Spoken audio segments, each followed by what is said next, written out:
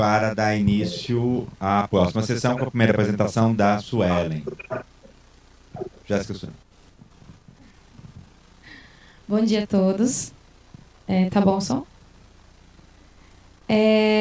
A minha pesquisa, então, o nome da minha pesquisa é Estudo da Terminologia de Cartas Patrimoniais, baseado em um corpus paralelo, inglês, português e espanhol. A parte inglês e português é minha, e a parte espanhol é da Júlia, que está aqui presente. E a minha orientadora é a Ivanir. A minha pesquisa é financiada pela FAPESP, e o meu projeto está vinculado a outros 2 projetos, que é o Dicionário Trilingue da Ivanir e o projeto Memória Ferroviária, do professor Eduardo. As cartas patrimoniais, que é o meu objeto de estudo, então, são basicamente documentos que tratam de preservação e conservação dos bens culturais, artísticos e históricos. E o meu trabalho se justifica pelo fluxo constante da publicação dessas cartas e a necessidade de traduzi-las. E também se justifica pela necessidade de um referencial bibliográfico para pesquisadores da área de turismo e patrimônio cultural. As línguas oficiais das cartas é o inglês e o francês, e essas são as organizações que elaboram as cartas patrimoniais. Então, o objetivo geral é produzir e disponibilizar o glossário trilingue com os termos relativos ao campo do patrimônio cultural presentes nas cartas patrimoniais. E os objetivos específicos é realizar o levantamento desses termos e identificar os mesmos no inglês e no espanhol. Essas aqui são as etapas que eu fiz até o momento, só que eu vou explicá-las nos slides a seguir, com as imagens. Esse aqui é o meu corpus de análise. Essas cartas patrimoniais foram levantadas pelos orientandos do professor Eduardo e foram selecionadas as cartas que estavam presentes nos 3 idiomas. E foram selecionadas ao todo 99 cartas, 33 de cada idioma. Porém, para poder utilizar o programa que eu vou explicar no próximo slide, nós tivemos que converter essas cartas que estavam no formato PDF para o formato TXT, que era o formato que o programa aceitava. E esse é o programa que eu utilizo. O nome dele é Wordsmith Tools. E ele possui 3 ferramentas, que é o Concord, Keywords e o Wordlist. O Concord é mais ou menos assim. Eu pesquiso o termo que eu quero, por exemplo, patrimônio cultural. E ele me dá todos os textos em que esse termo aparece. Então, por exemplo, a carta número 1 está falando desse termo, a carta número 3, assim por diante. Esse Keywords é uma lista de palavras gerada pela comparação do meu corpus com um corpus maior de conhecimentos gerais. E o Wordlist é a lista de palavras, a lista de termos simples. Então, por exemplo, só a palavra cultural, só a palavra bens. Como exemplo. Aqui é o termo, como eu falei, o termo simples. E aqui é a frequência em que ele aparece. Ele aparece em ordem de frequência e ordem alfabética. Só que a que eu mais uso para minha pesquisa é a ordem de frequência, porque se ele aparece muitas vezes é um sinal de que ele é importante. Aqui é a linha de concordância. Então, quando eu clico no termo bens, aparece a linha de concordância. E aí, na frente, aparece o texto onde estará a definição desse termo. Então, eu vou lá, vejo qual é o número do texto, vou nos meus documentos, procuro o texto e pego a definição. Lembrando que as definições são todas das cartas patrimoniais, não tem mais nenhum material de onde eu tiro. E aqui também é possível, no próprio programa, abrir o texto. Então, se eu clicar aqui na linha de concordância, vai abrir a palavra aplicada no texto.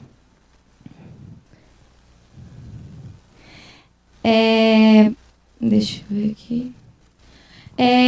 Depois de toda a etapa de levantar a lista de termos, e depois que ela é validada pelo Eduardo, que é o especialista,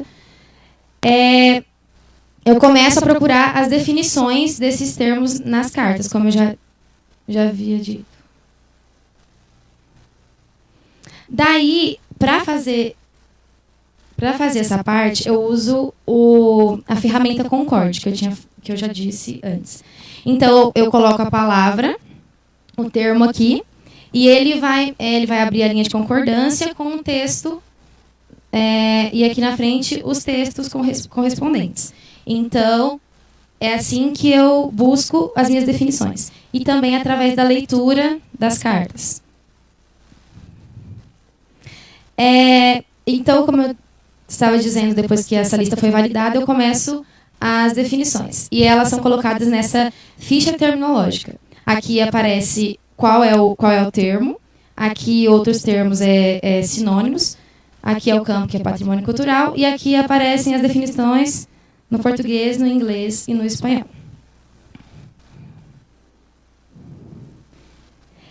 Esse aqui é o exemplo de verbete, que é, digamos que, o futuro resultado da pesquisa. Então, eu estou na fase ainda do português, o inglês e o espanhol ainda serão feitos, então esse aqui é só um exemplo. Esse asterisco na frente da palavra quer dizer que ela que esse termo ele é definitório. Então, a partir da leitura das cartas, fica evidente que ele é um termo definitório, porque vai estar basicamente dessa maneira. Por exemplo, bem cultural é isso e aquilo. Ou, para efeitos, igual está escrito aqui, também acontece. Esse número que está na frente da palavra é a quantidade de vezes que ela aparece no corpus. E aqui embaixo são todos os textos onde ela ocorre. Essas palavras sublinhadas são também termos que estão definidos no nosso glossário. Esse, então, foi o exemplo que eu dei do verbete e do termo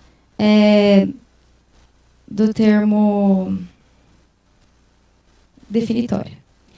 Aqui é um exemplo de contexto. Não sei se vocês perceberam, mas eu falava, estava até na ficha, sempre estava definição ou contexto. Então, a definição é quando esse termo está definido nas cartas de forma evidente. E aqui é quando ela não está definida ao pé da letra, ela só está aplicada em uma frase qualquer.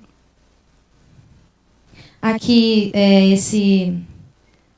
aqui são sinônimos, aqui é o texto traduzido e aqui é o texto original. Essas foram as referências.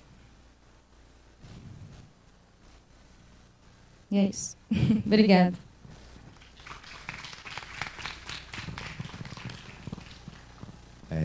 O próximo apresentador, a próxima apresentadora será a Andressa Veloso, sobre acervo bibliográfico, Museu da Companhia Paulista.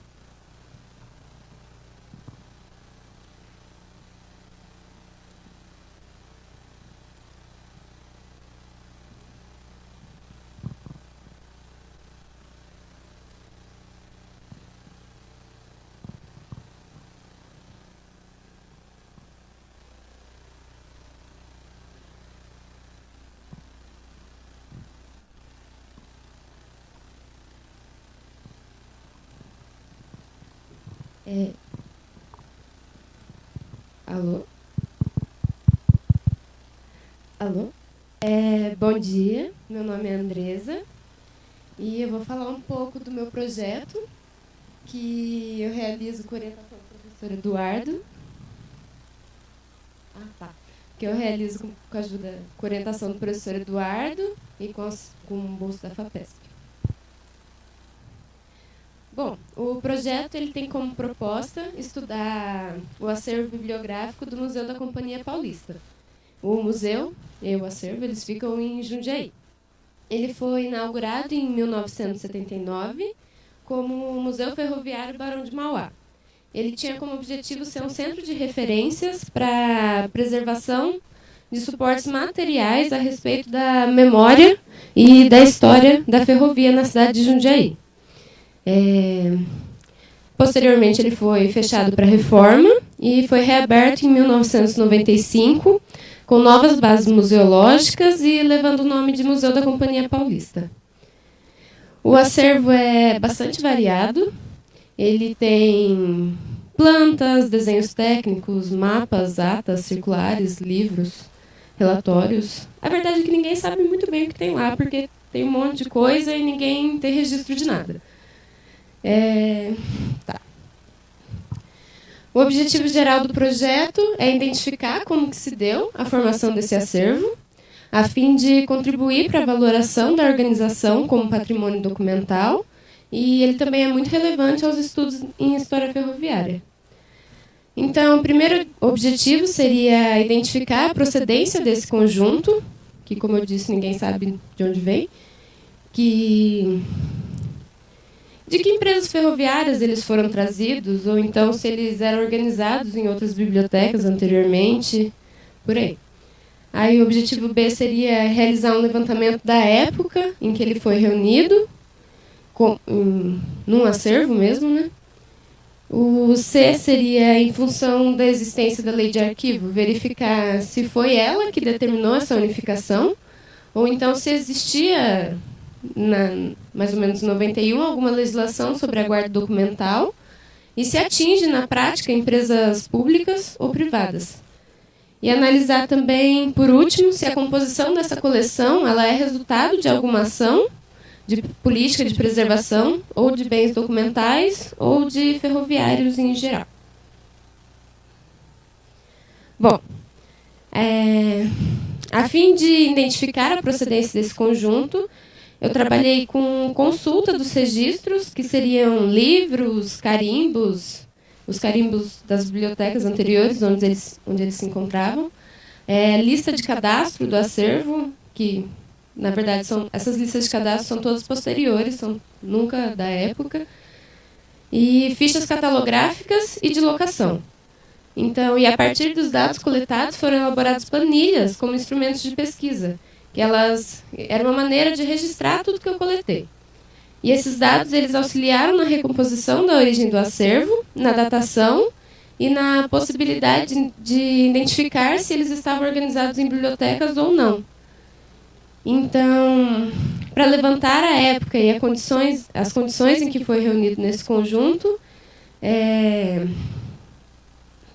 foi necessário realizar algumas entrevistas ou com funcionários que atuam, ou então nos que atuaram na época da reunião, com base nas metodologias da história oral, né? E a fim de verificar a legislação sobre a guarda documental na época da reunião do acervo, é necessário recolher dados a respeito de outros acervos protegidos posteriores ao ano de 91 e também outros materiais relacionados ao patrimônio ferroviário tombado, preservados ou protegidos por leis através de órgãos como o IFAM ou então o CONDEFAT. Aí os resultados que eu tenho até agora. Do objetivo A, na identificação de procedência, foi consultado um volume bem expressivo do acervo, que foram 317 livros, 707 fichas catalográficas e 83 fichas de controle de empréstimo. E a planilha, eu elaborei uma primeira planilha que registrava os relatórios técnicos do período entre 1870 e 1997. E esses relatórios eles eram da Companhia Paulista, da Companhia Mogiana, da Estrada de Ferro Sorocabana e também da FEPASA. Em sua maioria, esses relatórios eles vieram ou da biblioteca da FEPASA, que eram datados de 1978, ou então da Biblioteca Estrada de Ferro Sorocabana, que levava a data de 1966. Entretanto, em menor quantidade, também tinham outros locais de origem, como a Seção de Documentação de Rio Claro, a Secretaria de Viação e Obras Públicas, o Escritório Central da Companhia Paulista e doações de diversos setores. Tipo, os setores doavam seus relatórios financeiros para a biblioteca. Esses documentos, que eu enquadrei na primeira planilha, eles são compreendidos como documentos de arquivo, porque eles foram produzidos para cumprir funções administrativas. Eram todos relatórios de finanças das empresas prestando contas aos acionistas. E só depois que essas funções administrativas eram cumpridas que eles foram recolhidos em arquivos.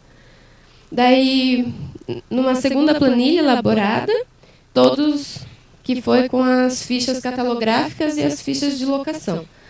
O local de origem foi em comum. Eram todos da Biblioteca FEPASA. E a datação varia entre 1993 até 1996.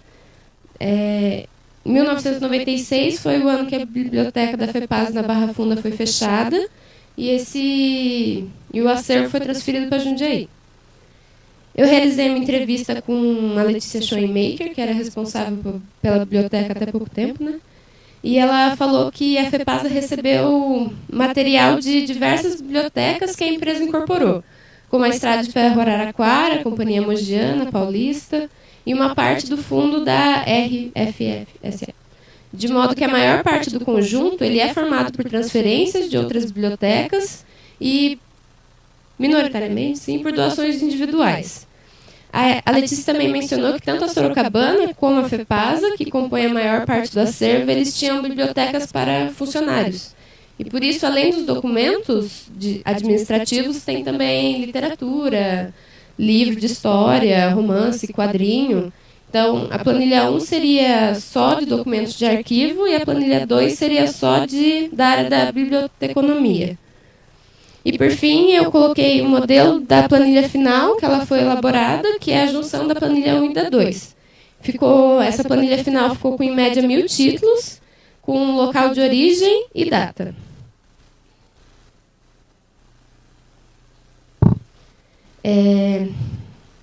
Condições históricas de constituição do acervo.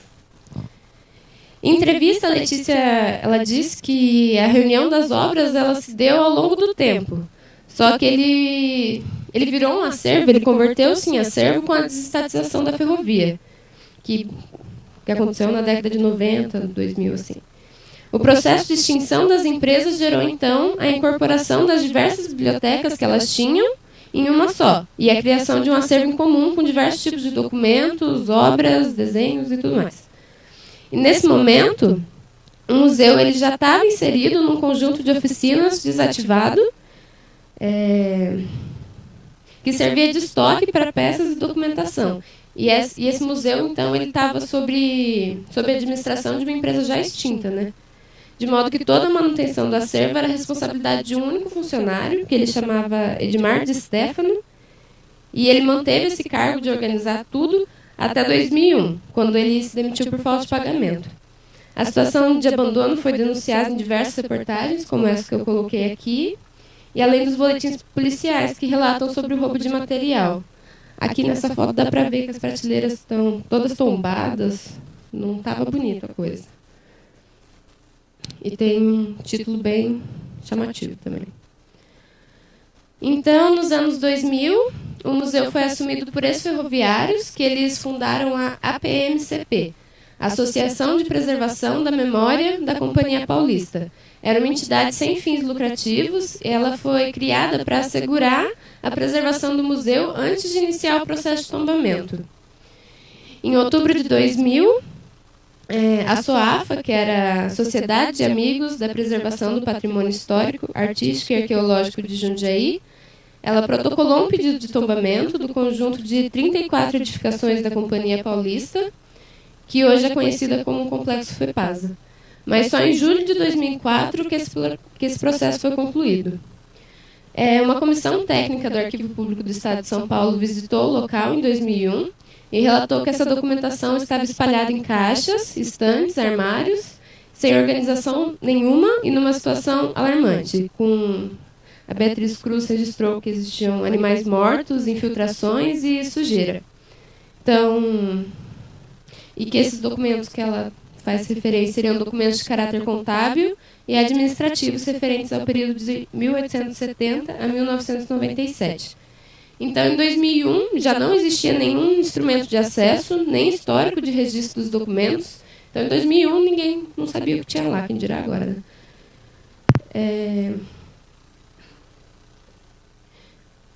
Em 2001, então, a prefeitura assumiu os prédios da oficina e também a administração que já estava instável no museu.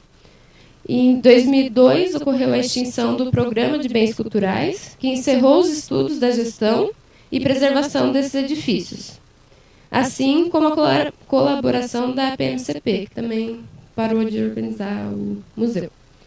Em 2004, parte do acervo foi depositado nos galpões, foi transferido para outro galpão, no bairro do Bom Retiro, sob a responsabilidade da inventariança da Rede Ferroviária Federal, e mantiveram-se em Jundiaí o acervo dos objetos relativos ao Museu Ferroviário e o acervo bibliográfico, documental e cartográfico, que hoje compõe a biblioteca do museu.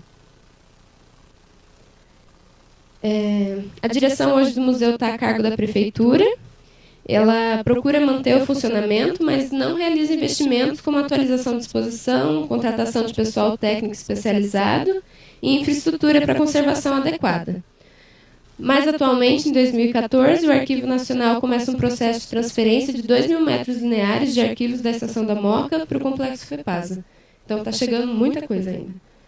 Percebe-se que parte dos problemas a respeito do acervo se dá pela lacuna entre a união do acervo, que aconteceu na década de 90, o processo de tombamento do complexo, que só aconteceu em 2004, e a lei número 11.483, de maio de 2007, que se refere à responsabilização do IPHAN pelo patrimônio ferroviário. Em carta da SOAFA para o IPHAN, em dezembro de 2000, a entidade relatou uma série de atos de vandalismos na sala onde encontrava o arquivo histórico e, de acordo com essa sociedade, as depredações aconteceram por descuido da proprietária, que era a Rede Ferroviária Federal.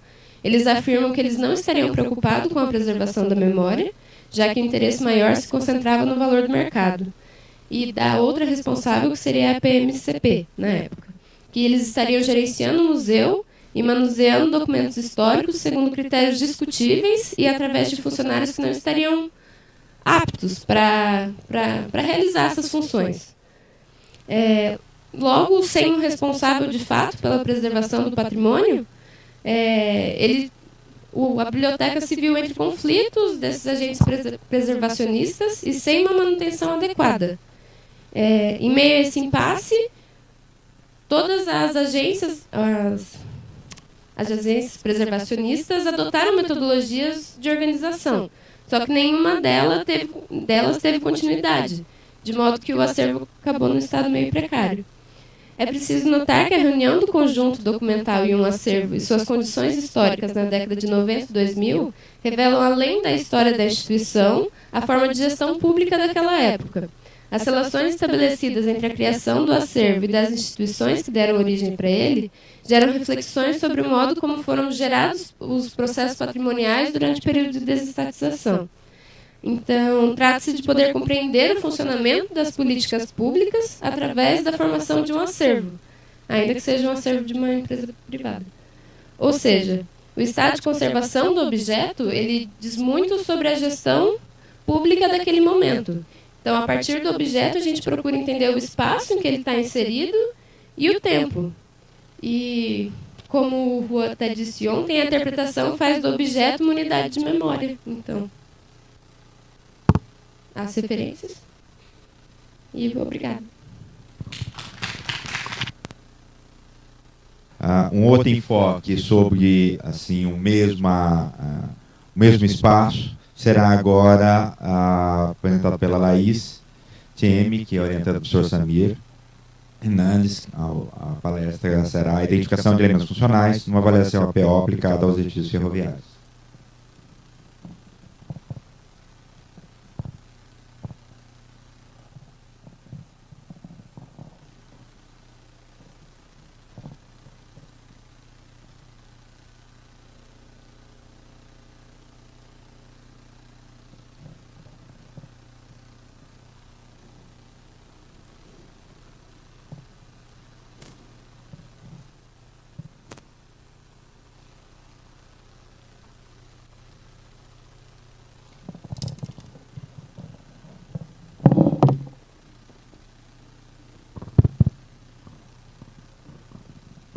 Bom dia. Meu nome é Laís, eu sou orientadora do professor Samir e eu vou falar sobre a identificação de elementos funcionais numa avaliação APO aplicada aos edifícios ferroviários. O meu objetivo da pesquisa é identificar os usos atuais dos edifícios ferroviários e avaliar a qualidade de como esses novos usos estão sendo aplicados no local e, por fim, trazer algumas diretrizes para esses espaços. Então, o meu percurso total são de 5 espaços. Eu já fiz o levantamento de 4 e está faltando, por fim, a Estação Louveira. Eu vou começar falando da Estação Cultura de Campinas, que ela faz parte da Companhia Paulista. Ela foi inaugurada em 1872. Ela faz parte do percurso Campinas-Jundiaí e a construção dela significou dinamizar a economia do café na época. Ela foi tombada em 1981 e em 2001 foi quando saiu o último trem e ela foi desativada. No entanto, quando eu fui lá conversar com os pesquisadores e os trabalhadores de lá, eles já disseram que a partir de 1940 a gente já começa a perceber uma decadência no espaço e um certo abandono. No governo do prefeito Toninho, ele começou a tentar trazer novos usos para o espaço para tentar reativar e voltar a trazer essa memória para a cidade. Em 2002, ele conseguiu colocar a Secretaria da Cultura em uma das salas que a gente encontra lá, o uso da Orquestra Sinfônica, o Condepac, a Junta Militar, o CEPROCAMP, que é um centro profissionalizante de Campinas para a própria população se profissionalizar. E nos últimos 2 ou 3 anos também andam acontecendo algumas exposições, shows e eventos culturais ligados à própria cidade.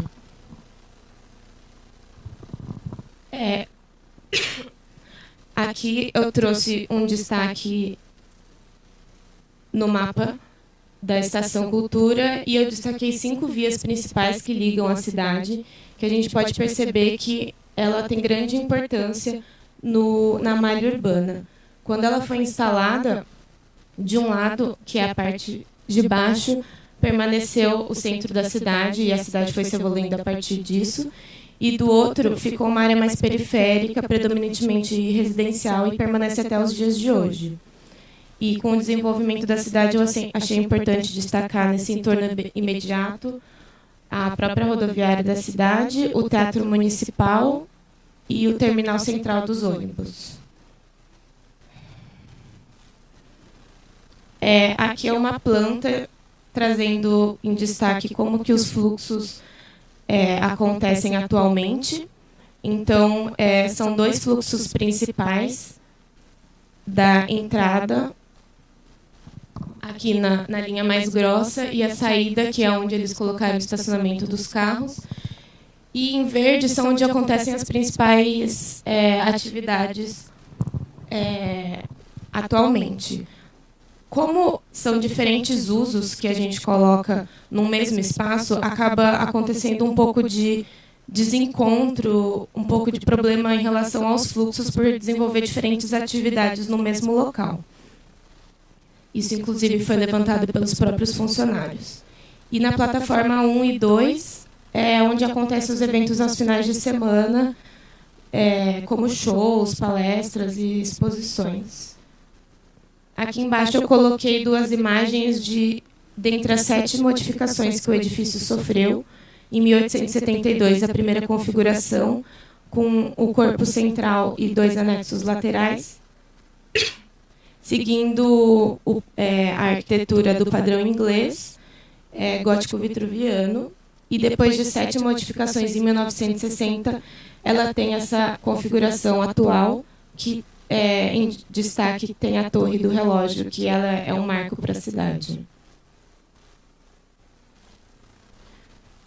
Nas minhas visitas que eu participei, eu trouxe algumas fotos de diferentes atividades que atualmente acontecem lá na estação. Então, existem algumas salas que elas são livres para a própria população fazer exposições, como essa primeira foto, que estava acontecendo uma exposição de desenhos. Logo ao lado já acontecia uma sala que para incentivo da leitura das crianças, então eles desenvolveram uma biblioteca infantil. No saguão principal, logo na entrada, também estava acontecendo a exposição, um concurso de fotografia. E na plataforma, um evento de economia criativa. Então, a gente vê diferentes usos no mesmo espaço acontecendo. Quanto ao estado de conservação, a Estação Cultura ela conta com um grupo que é apaixonado pelo local, então eles lutam para tentar preservar ao máximo o local. Então, nessa primeira foto, eu destaco os próprios móveis que eram utilizados na época, quando a ferrovia estava ativa, e hoje os funcionários eles dão um novo uso, guardando as documentações necessárias e trabalhando com esses móveis. Aqui nessa foto central é a escada original, com os azulejos e o piso preservado. E aqui é uma área restrita de funcionários que eles conseguiram também preservar toda a estrutura da escada. Opa.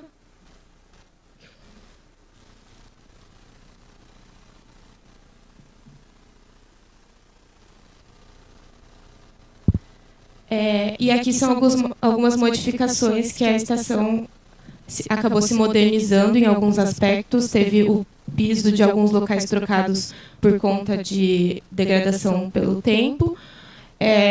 Também sofreu adaptação para a informatização do edifício, trazendo a internet e o telefone. E na fachada central, principalmente, ela sofreu bastante alterações para se adaptar à acessibilidade e comunicação visual para os próprios usuários. Bom, a segunda estação que eu visitei foi a Estação Guanabara, de Campinas também, que faz parte da linha Tronco-Mogiana. Ela foi inaugurada mais ou menos 20 anos depois da Estação Cultura, em 1894, e ela foi construída para desafogar a estação de partida original, que era junto com a estação da Companhia Paulista. E essa foto, ela não é original, ela foi reconstruída em 1920 no mesmo local. E ela permaneceu abandonada até mais ou menos 2007.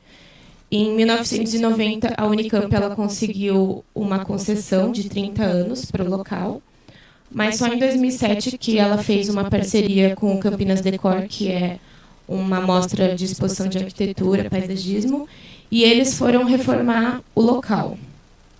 Até então, ele estava ocupado por moradores de rua. Então, quando foi acontecer essa reforma, eles tiveram que fazer toda realocar essa população que estava morando lá. O Campinas Decor pegou o local e tentou preservar ao máximo a fachada, mas internamente ele fez bastante modificações. Então, esse novo uso que a Unicamp deu é o Centro Cultural de Inclusão e Integração Social, onde eles desenvolvem teatros, oficinas de geração de renda, ensaios e algumas atividades ligadas aos alunos da Unicamp também. Aqui eu destaquei o entorno urbano com duas avenidas principais que dão próximo ao local. E também, da mesma forma que a Estação Cultura, ela serve como um divisor da cidade. De um lado é predominantemente residencial e de outro fica mais próximo do centro da cidade, onde acontecem os usos mistos de comércio e serviços. Só para tentar fazer vocês entenderem um pouco a configuração espacial geral, tem o prédio administrativo principal e logo ao lado também tem o armazém do café, que também faz parte dessas atividades. Então, no prédio principal acontece a área mais administrativa do local, com os sanitários, copa e a recepção. E logo ao lado fica o armazém do café, que também acontece.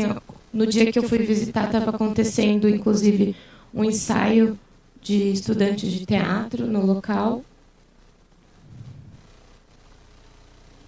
E aqui algumas fotos retiradas do site de algumas atividades que acontecem no edifício principal, como oficina de fotografia para deficientes visuais, feira cultural na Galeria Metálica, que é o pátio, e a exposição de gravuras no Salão do Armazém, lateral.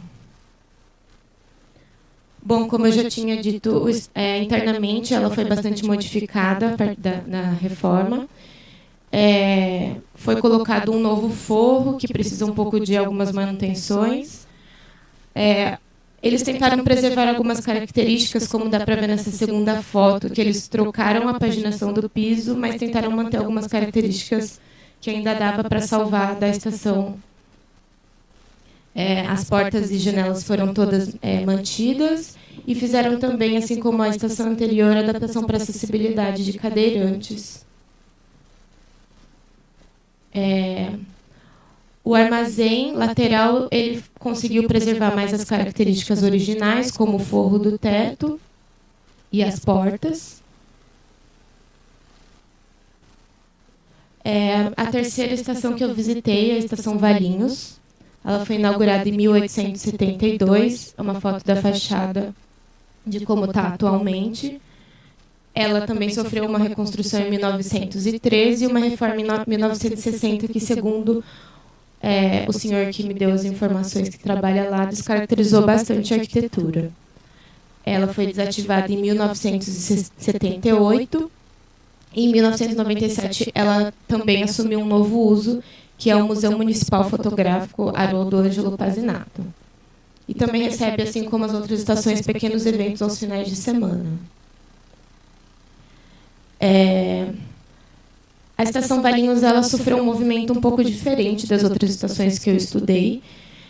Segundo o moço que trabalha lá e estuda a estação, ele contou que a estação ela foi construída de frente para a rua Champs-Élysées, que é a fachada, mas a cidade ela acabou sofrendo um movimento contrário, se desenvolvendo para as costas dela. Então, eles tiveram que fazer certas adaptações para que o acesso pudesse ser pela avenida onde havia maior fluxo. Então, as pessoas acabavam acessando a estação até hoje por trás, porque a rua principal dela não tem muito fluxo, a não ser a indústria que funciona logo ali na frente. Então, praticamente, a rua de entrada é usada apenas pelos funcionários da empresa da frente. Só para entender mais ou menos, então, a Avenida dos Imigrantes é por onde a cidade traz maior parte dos fluxos, que é as costas da estação. Então, eles fizeram uma adaptação de acesso para atender essa demanda que a própria cidade acabou exigindo. Então, a gente tem de layout a sala de fotografia, que foi o novo uso que o prédio ganhou, e as salas de exposições e a plataforma de embarque. Quanto ao museu que está desenvolvido lá, ele é bem organizado pelos próprios moradores de Valinhos, que eles têm um amor muito grande pelo local, então eles fizeram um grupo para organizar tudo que estava lá dentro. No entanto, acabou ficando um pouco confuso, porque o museu ele acaba trazendo diversos objetos de categorias completamente diferentes. Por exemplo, um morador quer levar uma louça antiga que representa a cidade de Valinhos, ele expõe lá, mas ao mesmo tempo tem itens da ferroviária, uma penteadeira antiga, então acaba ficando um local praticamente de um depósito organizado, porque a gente não consegue colocar uma característica muito grande nesse museu. Então, a gente percebe que precisaria de um programa museológico mais definido para o local.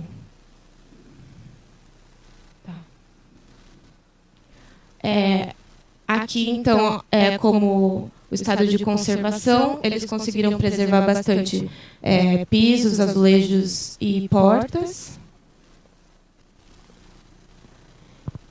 E, por fim, a Estação Vinhedo, que foi a última que eu visitei, que ela foi, na verdade, uma surpresa muito grande, porque ela se encontra num estado completamente abandonado e degradado. Eu não consegui pegar muitas informações, porque eu não consegui nem entrar, porque ela estava fechada por tapumes. E a única informação que eu consegui realmente do local foi que existe um projeto de trazer um novo uso, que deveria ter concluído em 2016, mas esse, na verdade, é o real estado do local. Infelizmente, não encontrei mais dados em relação a isso. Essa aqui é a reportagem falando desse novo uso que ela ganharia, mas já faz 2 anos e nada aconteceu até então.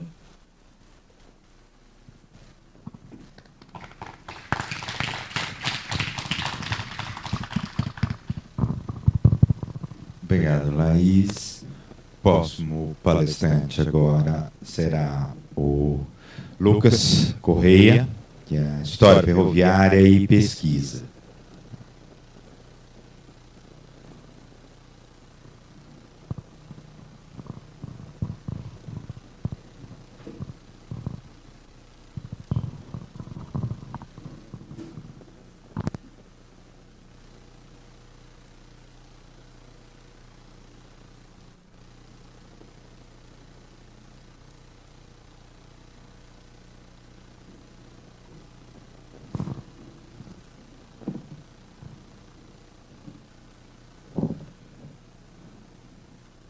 Bom, primeiramente, bom dia a todas e a todos. Como o Luiz falou ontem, é uma alegria muito grande eu estar aqui hoje falando principalmente com os colegas de grupo, né, de pesquisa. Pelo andar da carruagem, né, sou doutorando, né, na Unesp de Assis em História, orientado pelo professor Eduardo Romero. Muitas vezes eu não consigo participar de algumas coisas, né, então dessa vez eu tive o prazer de estar presente, né. Muitas vezes eu só fico online, como o Juan, né, mas eu moro no Brasil. A ideia da minha fala hoje, na verdade, não é sobre a minha pesquisa em si de doutorado, né, de doutoramento, mas sim um trabalho à parte que eu realizei, né, o grupo vinha realizando, né, se eu não me engano, desde 2012 eu realizo essa pesquisa, na qual o Eduardo pediu uma colaboração sobre um levantamento, né, como todo pesquisador faz, né, sobre sua área de pesquisa, e na qual estava sendo composto um site do projeto. Depois, se tiver um tempinho, eu abro ele aqui para vocês darem uma olhada. Acredito que boa parte já conheça, né, que é o site associado à Unesp de Rosana, e no qual nós colocaríamos ali referências bibliográficas, né, de artigos, teses e livros sobre história, patrimônio, turismo e todas as áreas ligadas à ideia de ferrovia. Naquele primeiro momento, nós fizemos um levantamento colaborativo, né, Everton, Priscila, Luiz, né, e quem participava do projeto naquele momento. E eu tive um interesse maior por conta da minha pesquisa, né, de partir para a questão do levantamento da historiografia ferroviária, né, na qual eu busquei ler as dissertações, né, naquele momento. Foi um levantamento muito simplório, né, na qual tinha em torno de, acho que acredito que no geral umas 40 referências ali, né. E depois, com o passar dos anos, o Eduardo pediu que eu continuasse, né, fazer esse levantamento bibliográfico geral, né, ainda assim, não mais apenas de história, que era o que eu vinha fazendo, para tentar mapear, né, como estava essa produção acadêmica sobre a ferrovia. Então, hoje, eu vou apresentar uma parte disso, né. Minha formação é em História, meu mestrado é em História, doutoramento também. Então, não me senti apto, né, a me dedicar à questão do patrimônio ferroviário, né. Então, eu parti para a análise da história ferroviária, né, que é o que eu vou trazer hoje para vocês um pouquinho, né. Bom, a proposta de trabalho inicial, ela parte basicamente sobre o que eu acabei de explicar, né, como teria sido produzido a historiografia, né, sobre ferrovia no Brasil, nas academias, né.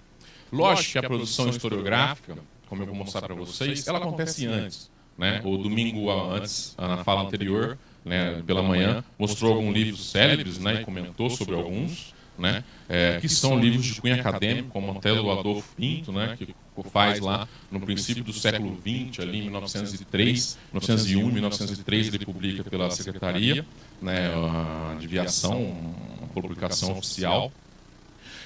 Mas a minha ideia, e a nossa ideia, no caso minha e do Eduardo, era dar uma análise mais quando podemos dizer que a historiografia se profissionaliza no Brasil, né, onde então seria sacramentado, né, e institucionalizado a pós-graduação no Brasil. Então isso acontece em 72, né, então é a partir dessa análise que nós vamos tentar se dedicar, né. E aí, a partir da ideia geral, eu fiz 3 questionamentos básicos, né, para tentar partir, não pensando numa produção acadêmica, né, simplesmente para fazer um levantamento. Qual seria o recorte temporal de análise dessas pesquisas, né? Então eu me atentei a isso naquele momento. Como seriam encontrados, escolhidas, as fontes, né? E qual seria a metodologia utilizada para atingir o objetivo almejado, né? Como eu faria tudo isso? Eu tinha já uma prévia, né, que existiriam muitos trabalhos, ao contrário do que imaginávamos. O trabalho sobre ferrovia é uma imensidão, né, de produção acadêmica. Existe muita coisa mesmo, né? Nós vamos acabar disponibilizando, né, o Eduardo, com a ajuda de mais alguns membros do projeto, nós estamos tentando dimensionar isso melhor, mas já está disponível no site, né? Lá está, porém lá só tem 367, né, teses e dissertações, monografias, entre todas as áreas, lógico. Mas ainda já aumentou, já estamos na casa dos 400, né? Então tem muita coisa. A partir desses três questionamentos, eu busquei tentar analisar e pensar nas questões metodológicas de como produzir uma simples lista numa tabela de Excel, né? Que foi um pouquinho como o Everton comenta, da chatice do rigor historiográfico, né? Mas é um pouco do que a gente pretende sempre, todo pesquisador, não é só a questão historiográfica, né? E nós buscamos criar uma metodologia para criar uma lista Excel, né? Realmente foi algo, naquele momento para mim, era simples, né? Depois se tornou algo grandioso demais, no qual eu acredito que eu poderia ter feito uma tese à parte, né? Um trabalho à parte de pesquisa, e ainda está aí para quem quiser, né? Fica à vontade, pode mandar recado para mim depois que eu passo todos os dados, né? E ficaria muito feliz se alguém fizesse. Então, nós criamos um recorte temporal, né? Eduardo e eu. Então seria a partir de 1972. E naquele momento nós estávamos no ano de 2000, quando eu fiz todo o levantamento. Lógico que tudo nem sempre nasce uma ideia no princípio, muitas vezes ela nasce no final, né? Então você cria metodologia muitas vezes para tentar criar algo depois que você tem uma massa gigantesca de informações, né? Nós estávamos em 2015, quando eu tinha conseguido terminar de ser, entre aspas, aí, o levantamento, né, bibliográfico. E Eduardo e eu resolvemos colocar no papel, digamos assim, né, gastar a tinta e a pena, né, para tentar produzir algo.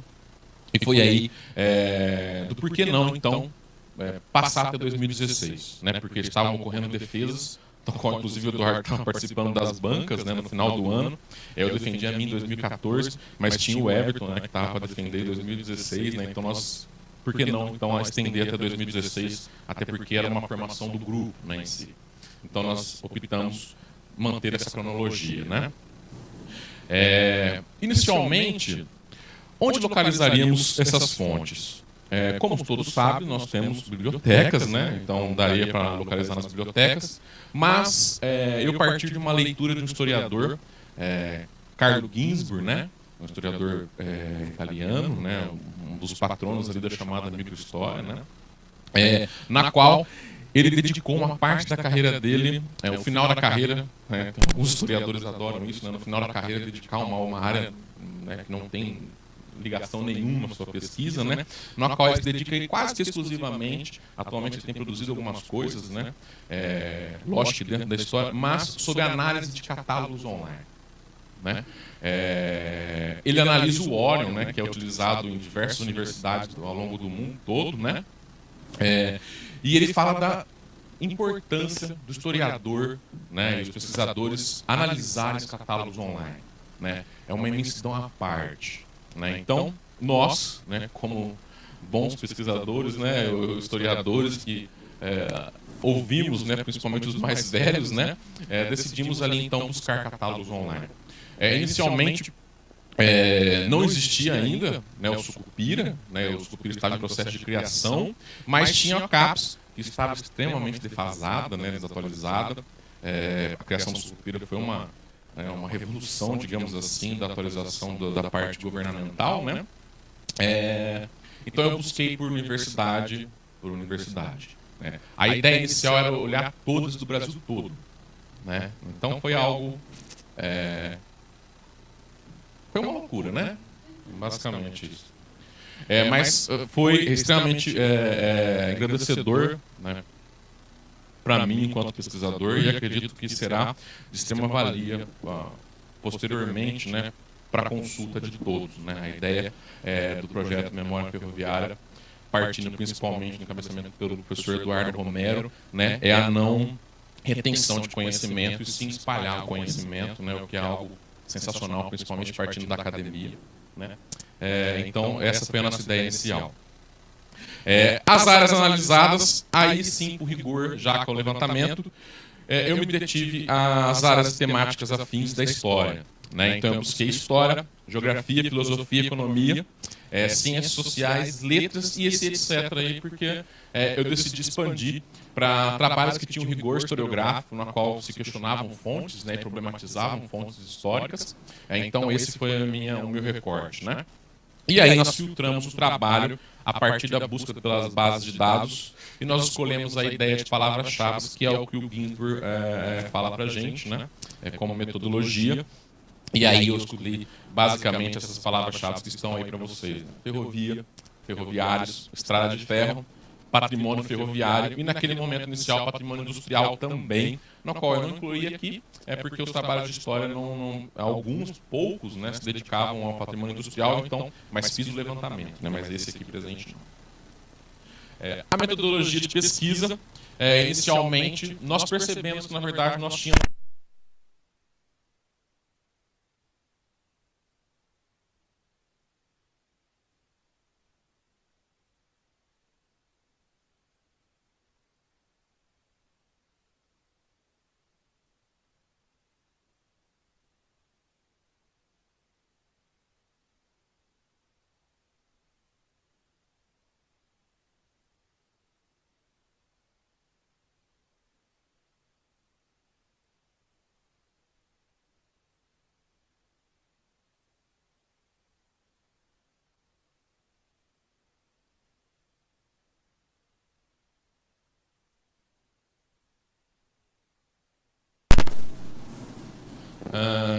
bom, eu vou mostrar gráficos, né, como domingo. Isso é um pouco do que nós encontramos, né? Inicialmente, nós então optamos dividir por períodos, né? Porque é um pouco do que a história da pós-graduação nos traz, né? Dividindo por períodos, né? Fica mais fácil de analisar. Então, nós partimos basicamente por décadas, né? Então, do princípio de 72 aos anos 80, de 1980, nós tivemos ali um total de 10 trabalhos acadêmicos sobre ferrovia, né? Lógico que, basicamente, boa parte deles serão trabalhos de mestrado, né? Porque o princípio da consolidação da pós-graduação no Brasil. Mas em sequência já começa a aparecer a replicagem dessas pessoas que fizeram mestrado, dando continuidade às suas pesquisas. Então, nos anos sequentes, nós vamos ver, na verdade, acabou desencadeando, né, uma rede de pesquisadores ligados uns aos outros, né? Então, eu não trouxe aqui como análise, mas dá para a gente perceber também no artigo que vai sair, né, depois do capítulo, eu trago um pouquinho, a gente traz um pouquinho melhor, do quanto a historiografia paulista acabou influenciando a historiografia no Brasil, principalmente na temática de história, né, porque a pós-graduação da USP acaba guiando, né, no Sudeste, digamos assim, que é melhor, né, nós temos Rio de Janeiro, né, E aí a gente pode pensar em geral das universidades paulistas, em geral, né, PUC, todas essas, acabaram guiando a historiografia, principalmente no norte e nordeste do Brasil, né? E aí nós temos os outros dados. Né? Nós temos uma queda inicial sobre a temática, né? Em 81, nos anos 90, nós tivemos apenas 7 trabalhos, e aí em 91 em diante, nós vamos ter um boom, né, dessa produção historiográfica, né? Historiográfica entre aspas aí, né, dessas áreas de humanidades ali mais ligadas afins à história, né? Nós tivemos já em 2000 até os anos 2000 41 trabalhos, né? 2001 a 2010 nós tivemos 109 trabalhos, né? E até aquele momento de 2011 a 2016 mostrando uma prévia do que essa próxima década promete, né? Principalmente vendo tantos rostos aqui, né? Que vai ter um crescimento gigantesco aí da produção sobre a história ferroviária, né? No gráfico, acho que fica mais evidente, né? Lógico que essa queda aqui é porque ainda nós não tivemos uma década completa, né? Mas fica evidente o crescimento exponencial, né? dessa produção de pesquisas sobre história no Brasil, né?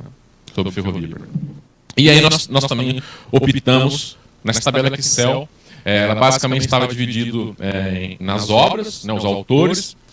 Nós tivemos campos, né? Então tinha a questão de orientação, lugar de defesa, né?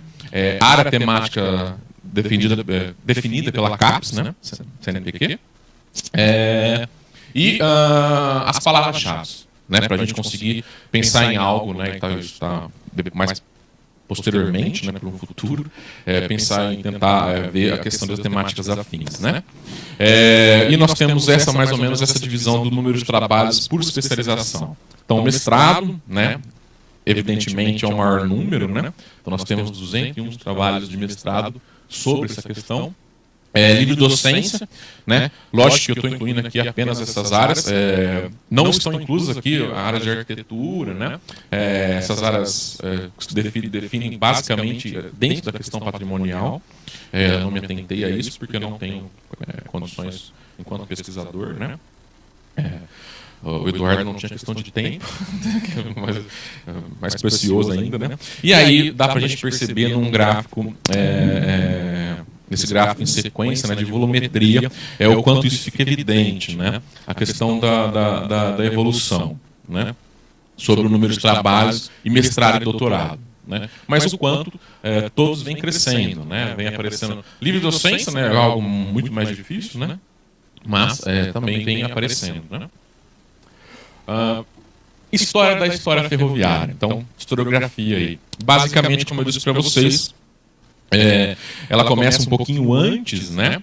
Então, ela vai ter basicamente alguns trabalhos, a gente pode considerar historiográficos, mas ainda não estava no crivo da questão da profissionalização, né?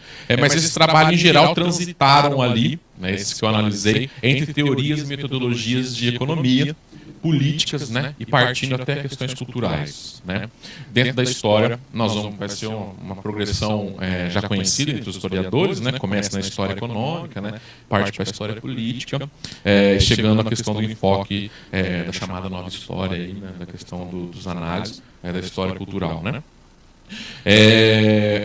Já analisando de forma qualitativa, né, e não mais quantitativa. Nós notamos que, basicamente, nós temos 3 trabalhos essenciais que norteiam todas essas pesquisas, de forma direta ou indireta, né? E aí vem muito dizer a questão onde começou a questão da pós-graduação, né? O Sudeste estava produzindo, né, e acabou guiando essa linha, né, historiográfica, principalmente sobre a ferrovia, que basicamente cria, né, e cristaliza a ideia da ferrovia, café e ferrovia, né? A questão da ferrovia como um esteio da questão agrícola. E aí esses 3 autores são Adolfo Augusto Pinto, lógico que eu coloquei a data aqui de produção que eu analisei, né, que é de 77, Estevão Pinto, que essa é a questão do Nordeste, né, sobre as ferrovias do Nordeste e Norte, principalmente tem essa referência, né? E Odilon Matos, que é um leitor desses dois, né, e foi para nós, o professor Odilon Matos, foi quem traduziu em Café e Ferrovias, né, traduziu tudo isso e criou a tese, né, Café e Ferrovias, que é uma obra importantíssima, né, para todos que estudam ferrovia. Mas ele acabou consolidando as divisões temporais, né? Não é bem ao caso, mas ele cria, né, uma metodologia de como analisar as ferrovias. Inclusive, é o que o Domingo comentou, eles criam a questão da decadência ferroviária, né, a ideia da decadência ferroviária, que inclusive saiu uma pergunta ontem. Né? De forma qualitativa, a análise por períodos, né? Entre 72 e 1980, aparecem basicamente trabalhos relacionados a essa questão agrícola, né? Café e ferrovias, de todos os trabalhos ali. Elas vão estar extremamente relacionadas à ideia da teoria de história econômica, né? Então vão ser, inclusive, compilações interessantíssimas, né? Não apenas do estado de São Paulo, nós temos sobre as ferrovias paranaenses, né? Então, tem que inclusive foram esquecidos alguns desses trabalhos e são trabalhos excelentíssimos, né? Eu não comentei, né, mas eu falei que era uma loucura porque eu li todos esses trabalhos, né? Esses 262 trabalhos foram lidos, né? Então, para tentar chegar nisso aqui, lógico que eu pesquiso ferrovias, então eu tinha a obrigação de ler, né, como pesquisador. Eu acabei lendo, né, esses trabalhos, então por isso que eu consegui criar essa análise, né? De 1981 a 1990, aí já aparece a historiografia marxista, né? As análises da questão de Marx, mas basicamente não tanto de Marx, foi perceptível, né? Mas mais de Thompson, né? Que são os leitores de Marx, que é basicamente a história do trabalho, né? Aqui aparece uma das pedras preciosas da ferrovia, né? Que é a questão da história do trabalhador, né? Que nós estamos retomando agora, né? Por conta do patrimônio, por bem, né? Nós estamos retomando isso e nesse momento apareceu basicamente grande parte dos trabalhos direcionados à questão das greves, né, ferroviárias, a questão da resistência, né? Mas basicamente nesse momento era uma análise dos anos 30, né? Porque a pós-graduação da história principalmente se dedicava à questão da análise dos anos 30.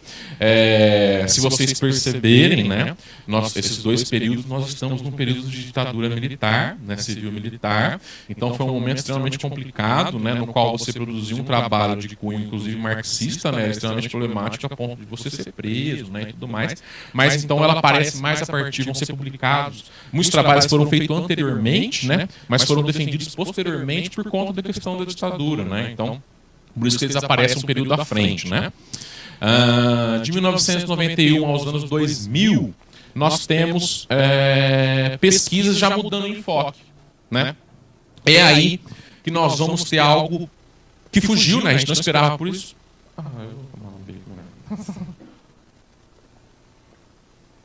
Obrigado.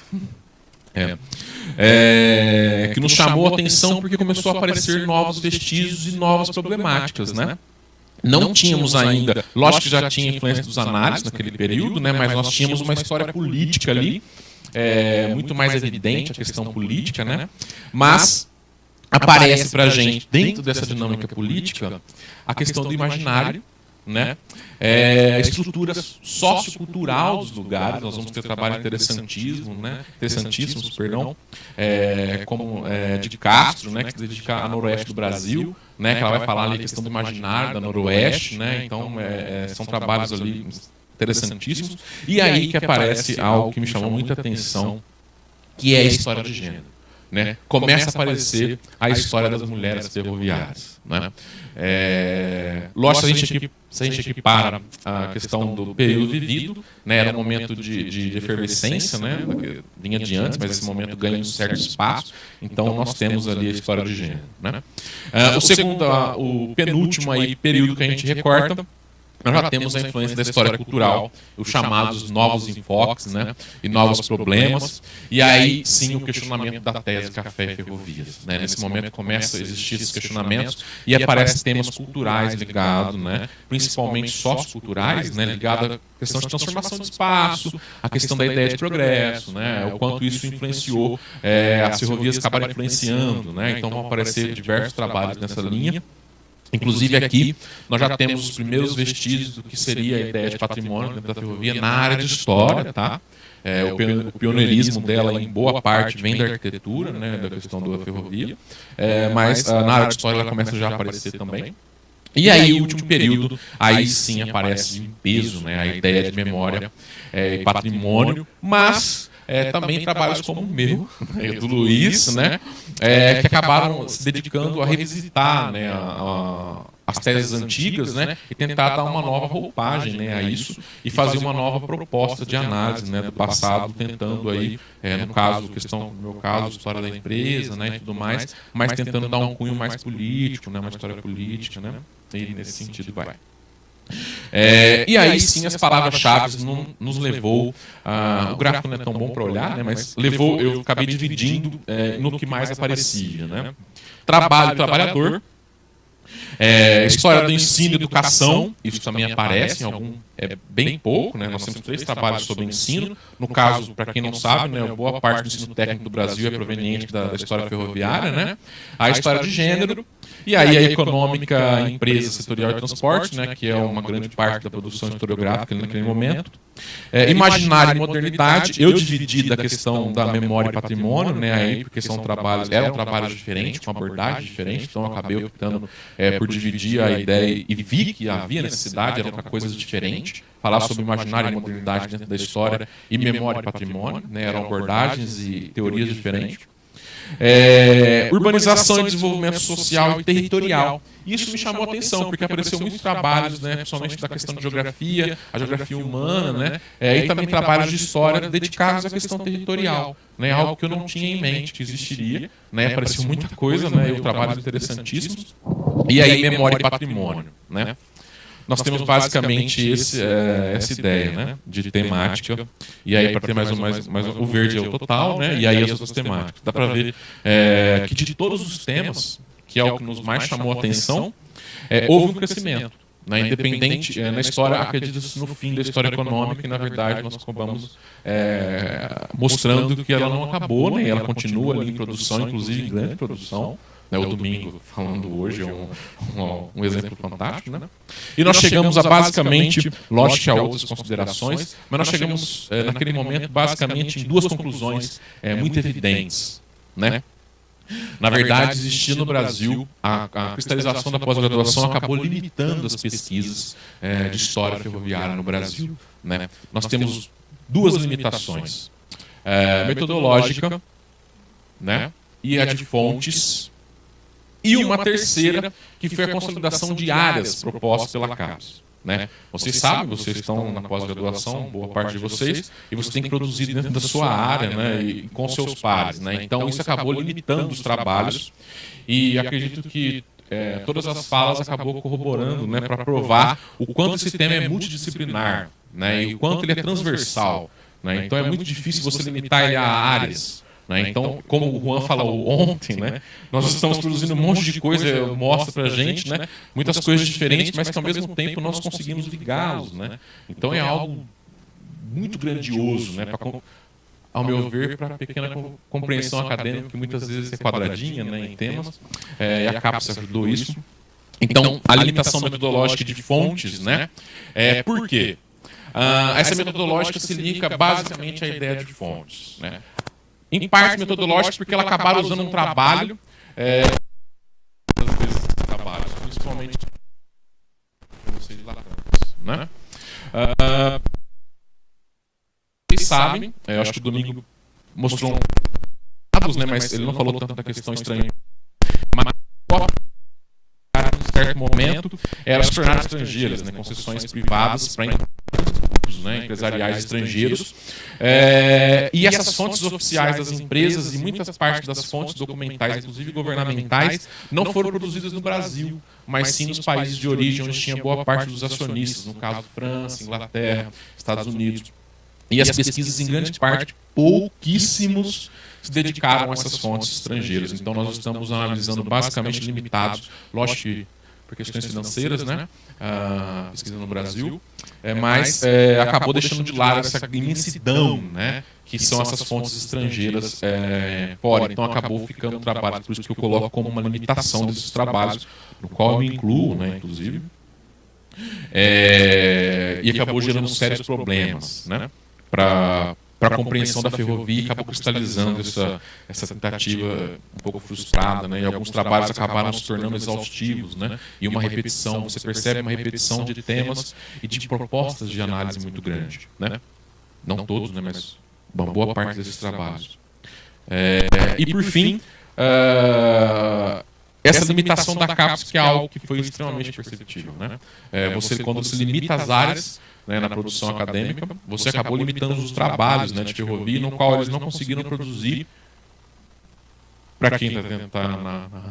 Acho que todos os pesquisadores, principalmente pela problemática de produção acadêmica, né, produção de textos e artigos, a questão de ser negado em revistas, né, e tudo mais, isso acabou que o tema da ferrovia acabou ficando extremamente limitados a algumas possibilidades de publicação, e eles acabaram levando a uma repetição de possibilidades de áreas, né? Mas nós chegamos também à ideia da grandiosidade e o quanto vem mudando a historiografia e o quanto, na verdade, ela não é exaustiva, o quanto ela vem se renovando, né? Que foi o que mais nos chamou a atenção, essa renovação da historiografia sobre ferrovia, né? Então, basicamente é isso, né? Um pouco das referências que eu trouxe no evento. E aí, só se eu puder mostrar aqui rapidinho, só para o pessoal ver a questão do site, só para ver a tabela. Tá. Como é que você quer colocar?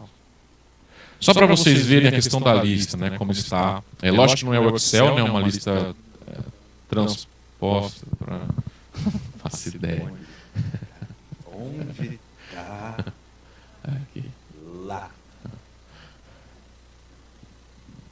O Eduardo poderia montar um curso para a gente de iniciação digital, né? Porque...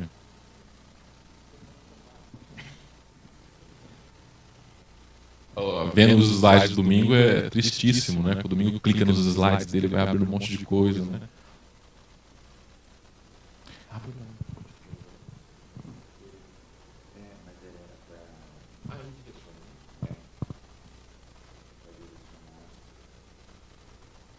Fechar fazendo uma propaganda, né, do projeto Memória Ferroviária, né? Se colocar a memória.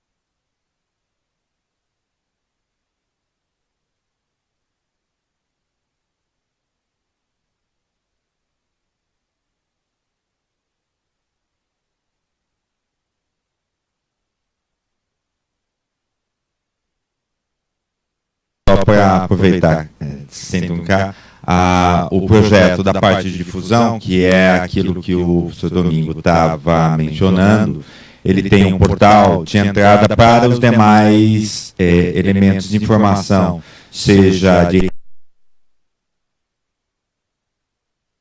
blogs da equipe ou o trabalho interno de levantamento de base de dados. Tem aqui nos cantos um visualizador cartográfico que mostra bens patrimoniais do país que já foram identificados pelo projeto, tanto no âmbito estadual quanto no âmbito nacional. Então, o que o Lucas está se referindo nas entradas que a gente tem disponíveis, se você for para o portal.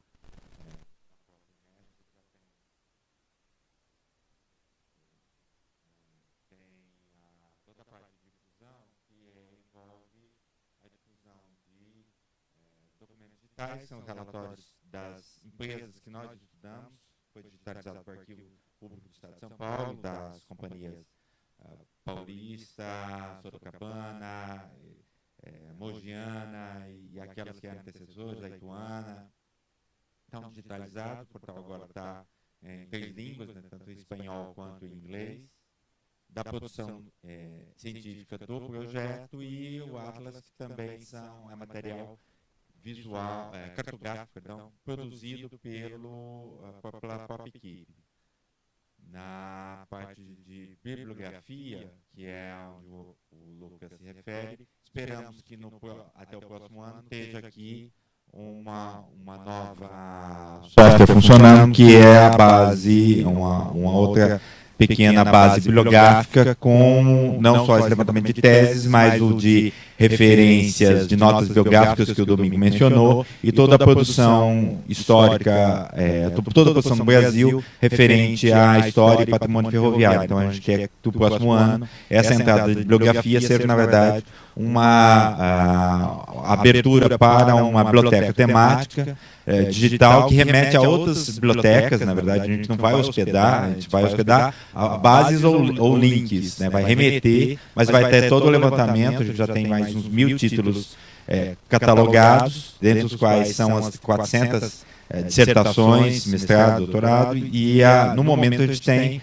o levantamento que o Lucas fez, está disponível nesse link, mas futuramente será de outra forma, mais dinâmica, interativa, muito mais material.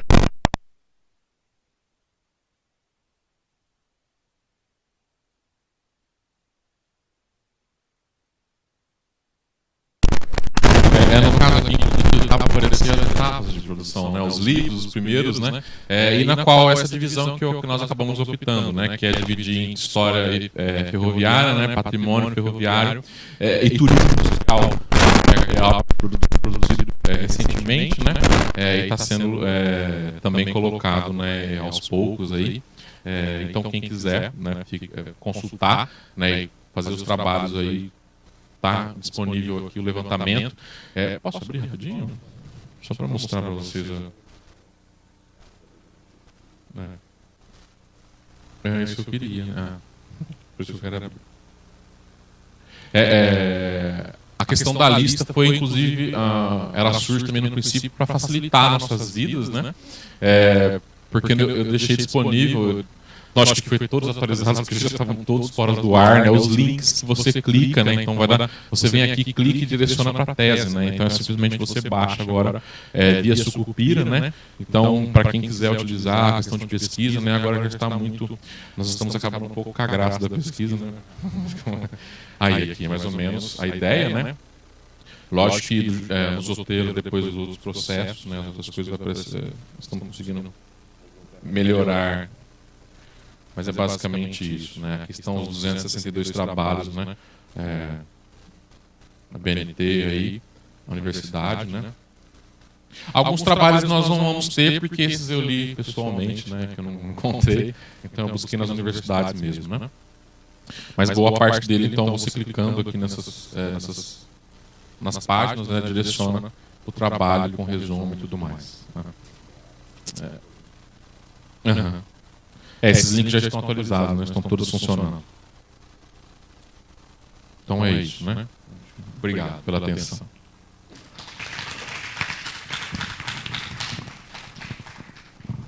Eu queria aproveitar e chamar para a mesa, para o debate. Agora pode ficar. E aí os demais conferencistas, a Jéssica, a Andressa... E a Laís teve um compromisso, ela teve que sair, mas qualquer dúvida, principalmente o professor Samir, o orientador, pode estar aqui também respondendo.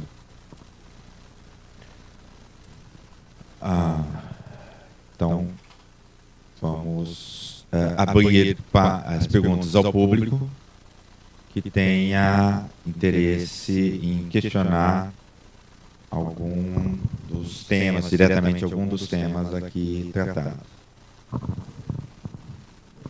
Inclusive que estão online, né? Se puderem, como o Ancano Quem quiser questionar. Parabenizar acho que todas as apresentações, principalmente os alunos de graduação. A gente sabe o quanto é difícil, né, se preparar, e parabenizá-los pelo resultado.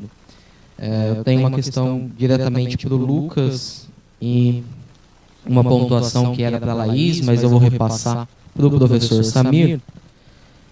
Primeiro, para o Lucas, 2 pontos. Né? Olhando a produção, as datas, fica muito nítido que ela tem alguma relação das datas também com a finalização da rede ferroviária, né, no Brasil. Então você vê dados até 2000, né, entre a década de 90, né, até 2000, 41 trabalhos produzidos, e de 2001 a 2010 esse número dobra e supera 100. Né.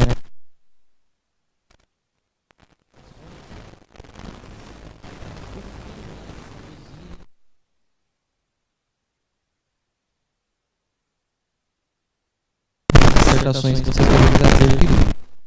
A segunda é, de alguma forma, uma colocação, se você registrou a localização dessas teses foram produzidas, essas dissertações. Né? Então, talvez pensar em espacializar isso, que é interessante identificar onde esse conhecimento está sendo produzido. Será que são espaços que eram relevantes para a ferrovia, então a localização desses, né, dessa pós é isso, ou se é uma...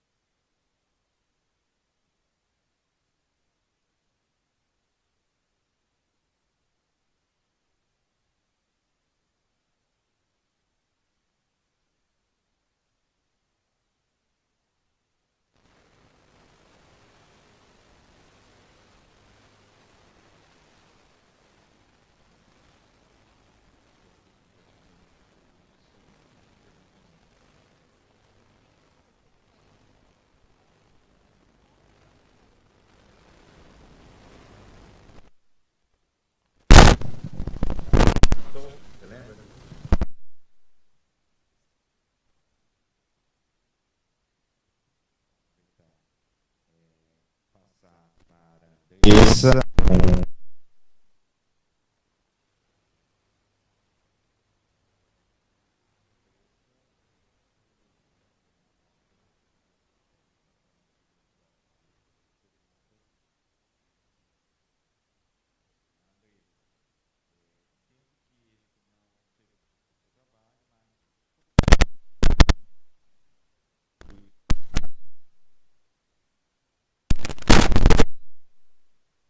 documentos da biblioteca do Museu da Companhia Paulista.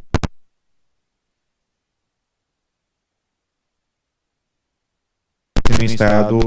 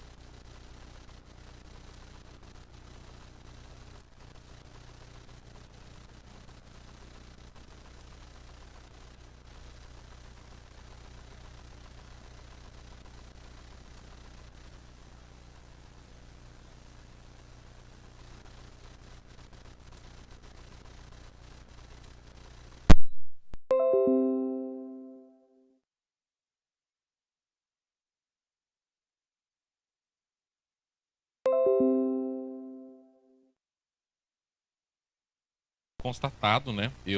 O ano que você comenta sobre as 109, né, dissertações, boa parte delas se dá a partir de quando é declarada a lei, né? Então aparece uma chuva de trabalhos, né, a partir desse momento. Então eu acredito que exista sim, por questões de interesse da história, né, principalmente, né?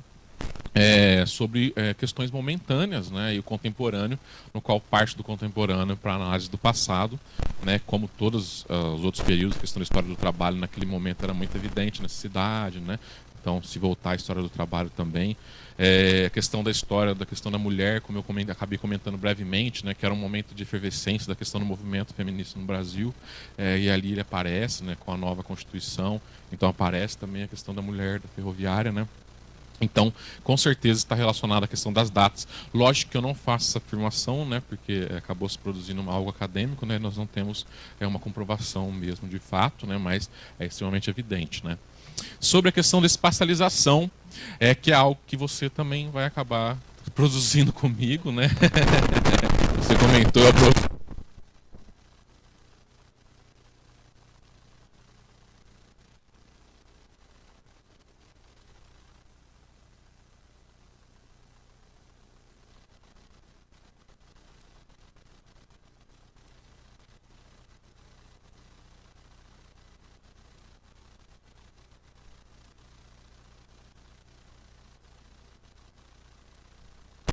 tomou, né?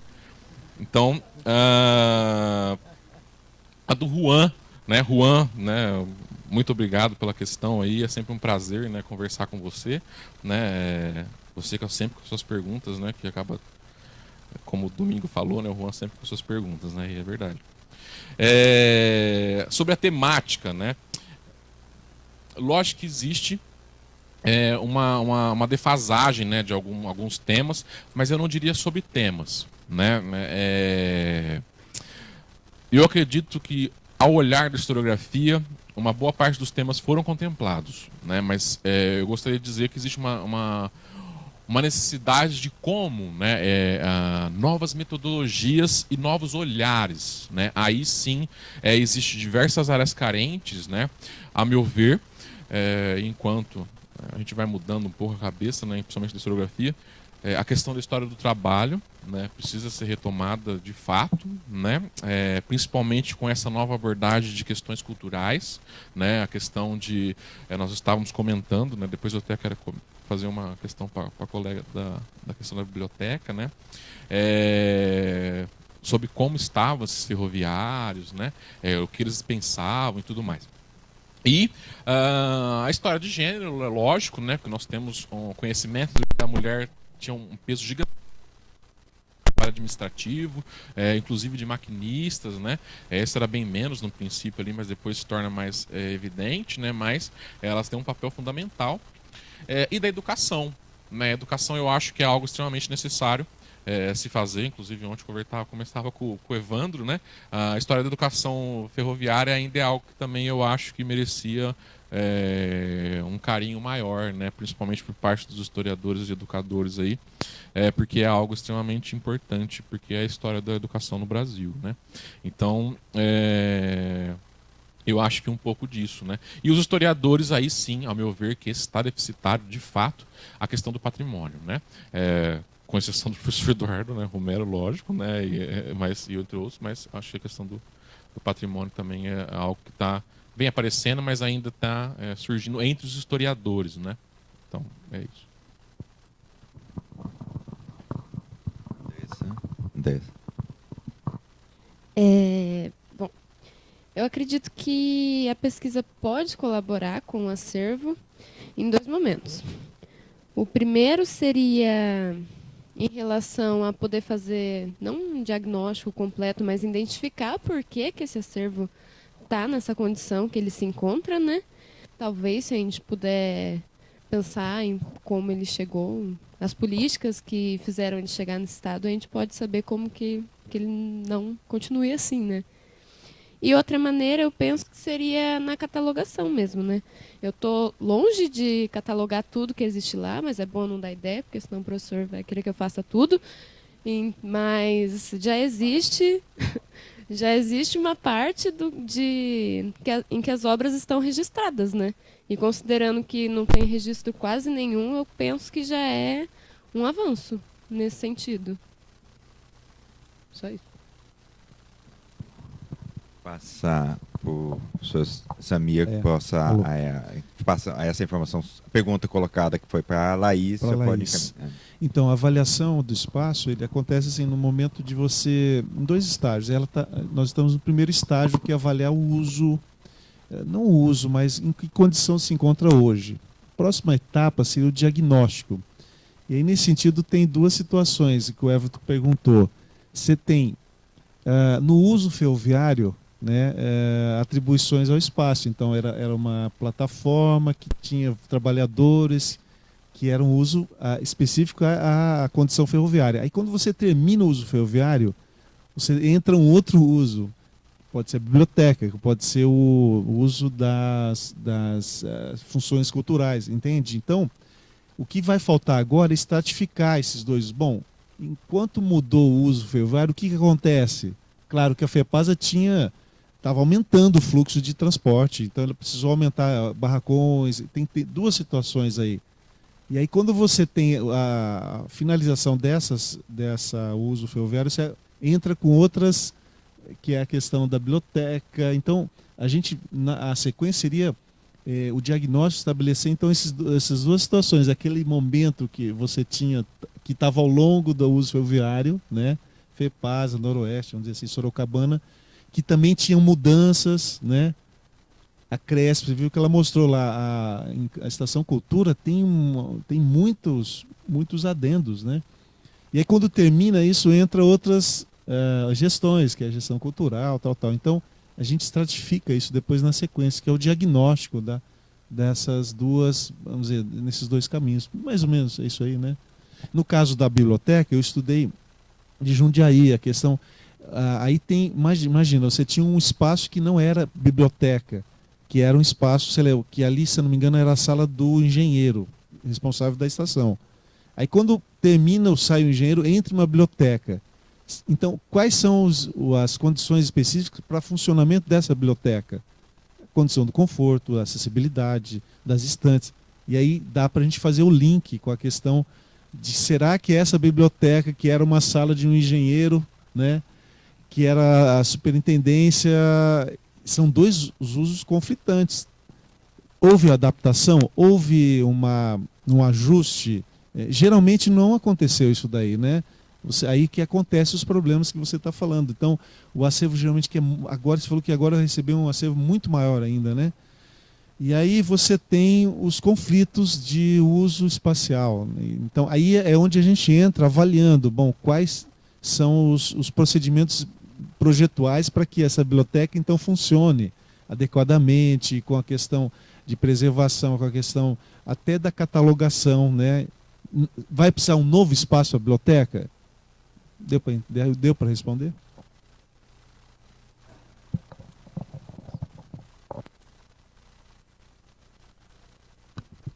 Mais alguma questão? Professora Skik, sua vez.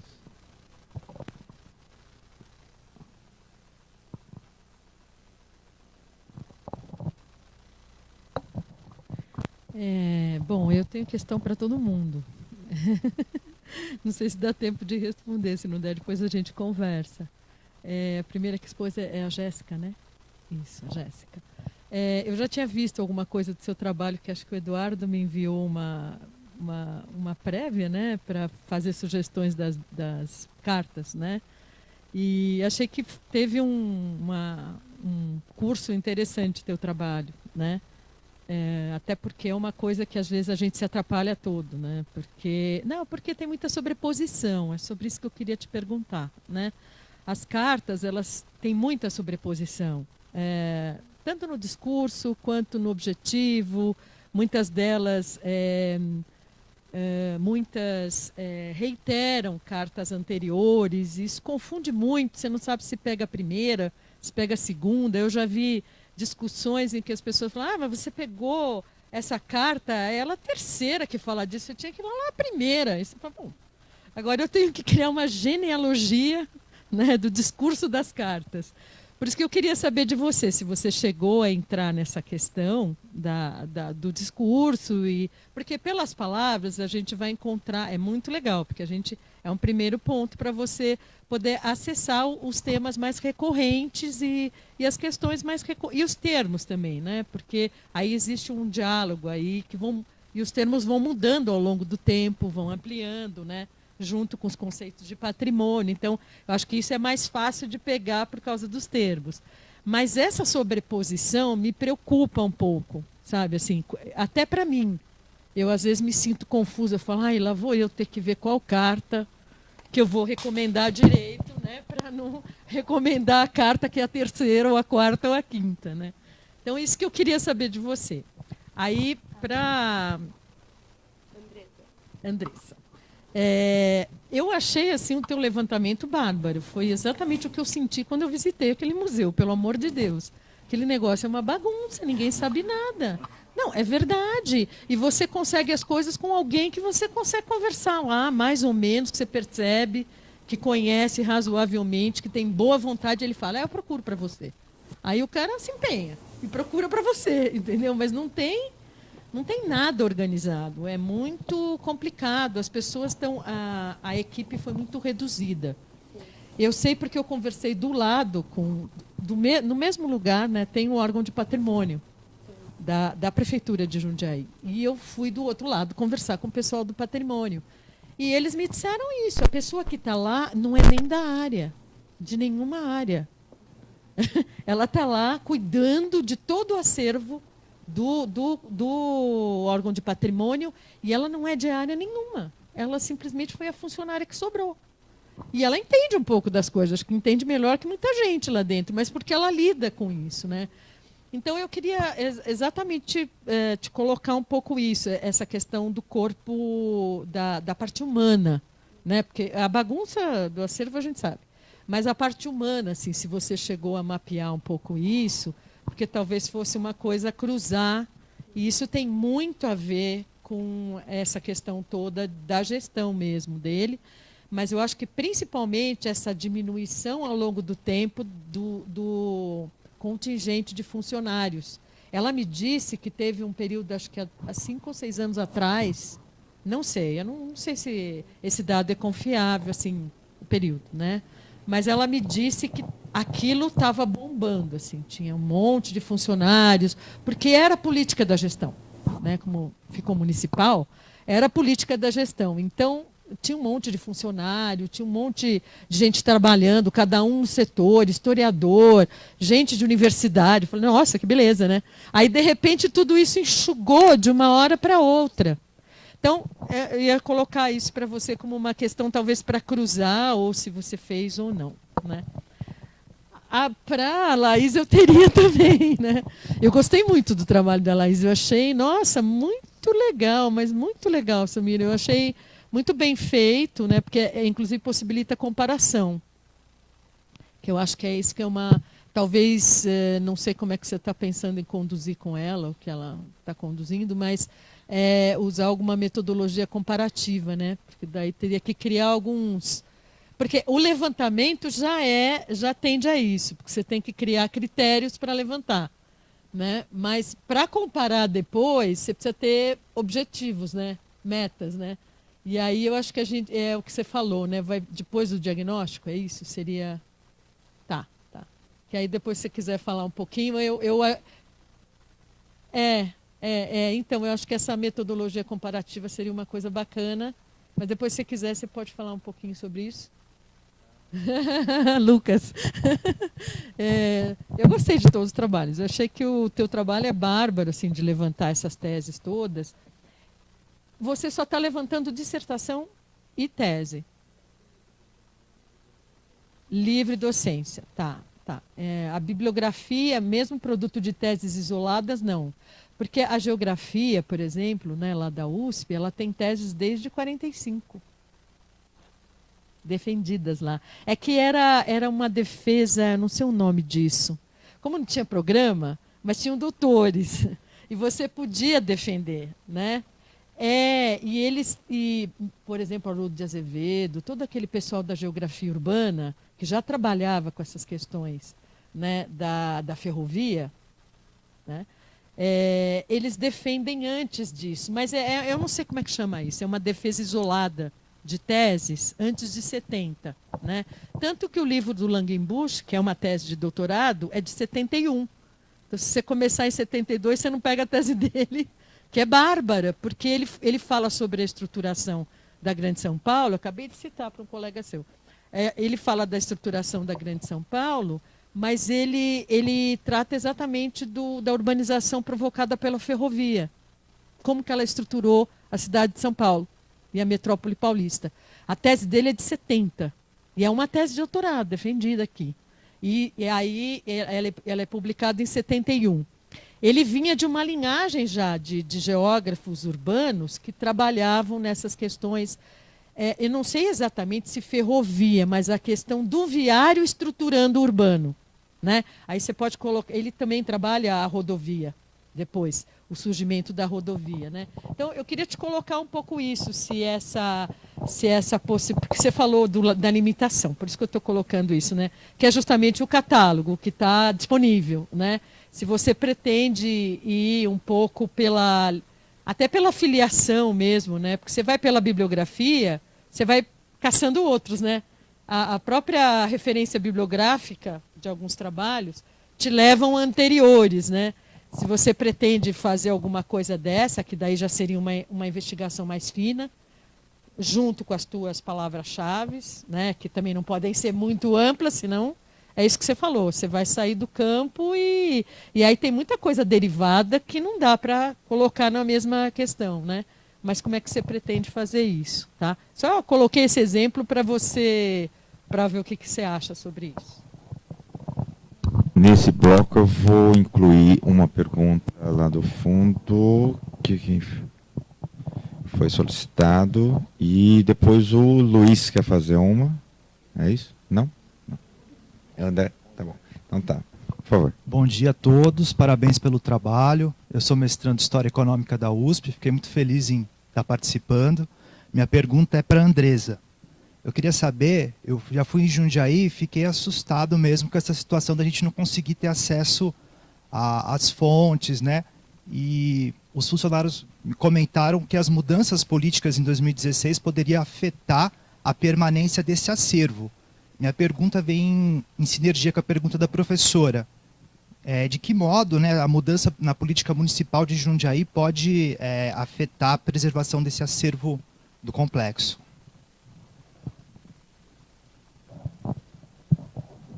Mais uma, só para fechar essa sessão de perguntas, é o André. E aí a gente passa para a mesa.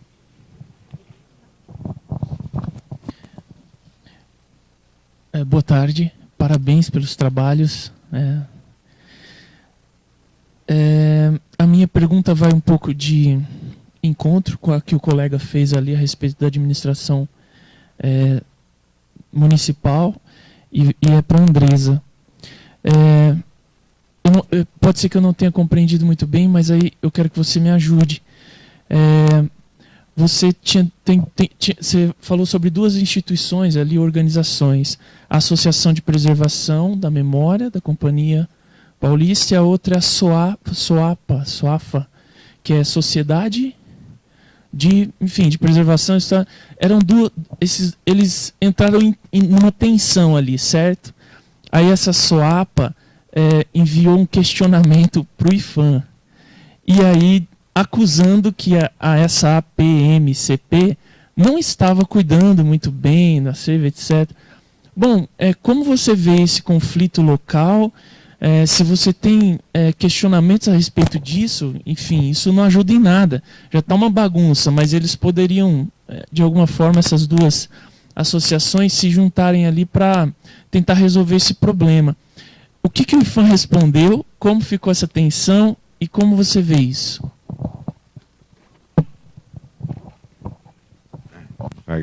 Devagar. Bom, eu vou começar com a da professora e o do moço, que tem mais a ver, né? Então, essa questão de gestão, ela vai ser abordada, ela só não foi por impedimentos que eu estou tendo por enquanto.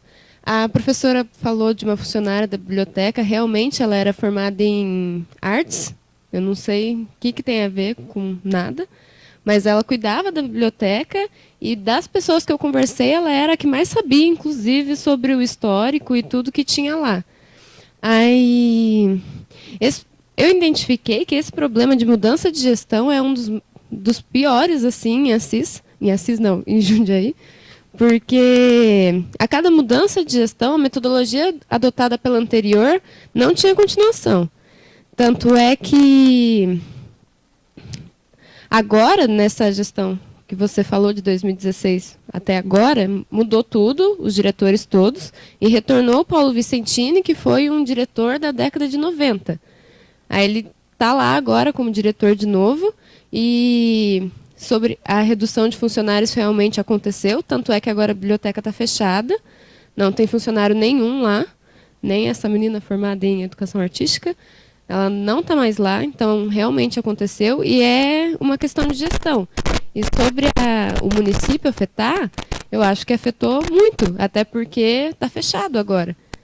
E eu ainda não abordei melhor essa questão, porque quando foi feitas as visitas técnicas, eu tive que priorizar a parte de levantamento, porque a biblioteca estava para fechar. Então, eu realizei entrevistas na medida do possível. E agora que seria a parte de eu realizar mais entrevistas, está impedido a visita de pesquisadores. Então, por causa desse impedimento, ainda não foi incorporado na parte do projeto essa questão de gestão, mas certamente ela vai ser abordada, está sendo, e eu gostaria de poder voltar lá para eu terminar isso, porque esse Paulo, ele estava lá em 91, que foi quando começou a chegar a parte do acervo, e ele está lá agora de novo. Inclusive, ele é o responsável por esse projeto, que ele diz que vai fechar a biblioteca para restauro, que vai chegar esse material que está chegando e vai reabrir de novo. Vamos ver, né? Porque até agora o que a gente tem de experiência é que só chega coisa e não ajuda em nada. Até o professor falou da questão da biblioteca, ela não tem a menor possibilidade de caber tudo que está para chegar lá. Então, eu não sei o que vai acontecer, e realmente essa mudança de gestão é o que mais influencia nesses processos, do município até, e de não ter jeito até agora, e de estar nesse estado, é justamente por isso. E sobre... Não lembro a pergunta. Ah, tá. Então, a SOAFA e a PMC, elas acabaram que, em algum momento, elas até trabalharam juntas, porque... Deixa eu ver aqui. O protocolo do pedido de tombamento, oficialmente, ele foi feito pela SOAFA, mas ele foi feito em conjunto com a PMCP. E também, as duas entidades são feitas por ex-ferroviários. Então, eu imagino que talvez tenha um conflito até mais interno, mais íntimo entre eles mesmos, sabe? Porque a SOAFA, ela acabou que ela foi uma grande crítica da PMCP, e a presidência era do Eusébio, que inclusive estou tentando contatar ele até hoje para fazer uma entrevista. Um dia. Sim, ele é um ex-ferroviário e ele é presidente da PMCP. Então talvez tenha isso, porque elas não trabalharam em conjunto, com exceção desse momento do pedido de tombamento. E é só isso. Então, vou responder então a pergunta da professora. Como eu uso o programa para obter as palavras, eu não precisei assim ler todas as cartas. Só que eu li grande parte delas e não encontrei essa dificuldade, mas talvez porque eu não tenha pensado nessa ideia que você disse. Eu só encontro dificuldade um pouco no... Acho que tem uma quebra de ideias durante a leitura, não sei, acho que às vezes dão uns saltos, assim, vão para outro assunto, então às vezes é um pouco difícil de entender. Mas também tem algumas que são mais fáceis, que é onde tem as definições. Então fala sobre o assunto, depois ele dá as próprias definições e continua no mesmo. Só que a única dificuldade que eu tenho é essa que eu acabei de dizer. Espero ter respondido. Uma das coisas, só para enfatizar, pelo menos a linha de trabalho da que a Jéssica está fazendo é a linha de trabalho proposta pela professora Ivani de fazer levantamento terminológico, que é dentro da linguística, fazer um levantamento como terminologia, uma ideia que foi proposta já no projeto anterior, que nós fizemos a terminologia de história ferroviária dentro de relatórios, que agora é em cartas patrimoniais, cuja finalidade última ela é permitir criação de um corpus, de um tesaurus, de um conjunto de termos que auxiliasse na catalogação da própria base interna, seja ela bibliográfica, seja ela patrimonial. É evidente que essas questões de discurso, de análise conceitual, que você mencionou, que elas também estão no elemento histórico. Então, tanto no levantamento de termos históricos, também aparece essa questão da remissão, e é evidente de cargos, seja de trabalhar, por exemplo, de cargos ferroviários ou de maquinário, que aparece em um determinado momento. Então, isso, da mesma forma que o conceitual aparece nas cartas patrimoniais, conceitual ou tecnológico aparece nos relatórios. Mas, digamos assim, não tem nenhum orientando ainda que se diz, olha, eu estou a fim de... Sim. Não, do discurso não, é só os termos. O princípio a linha de estudos terminológico, ela trabalha com os termos, porque ela entende que o sentido que geraria um dicionário, essa é uma outra linha. Então, que envolve, um dos termos é trabalhar glossário. Então, para você, chega no termo, depois do termo para o glossário, que é onde do glossário tira o dicionário. Então, por conta da complexidade, ficamos primeiro do termo, passamos para o glossário, e do glossário seria o estudo de discurso. Mas são passagens de níveis de análise, inclusive.